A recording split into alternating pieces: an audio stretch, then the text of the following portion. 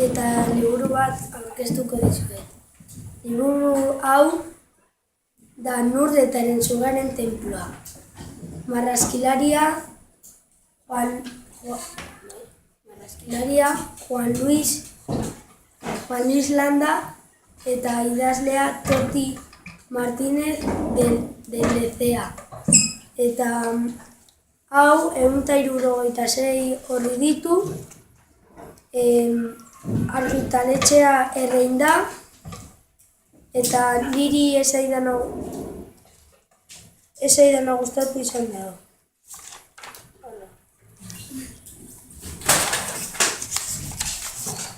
Hau, niretzat oso itxusia izan da etxea eta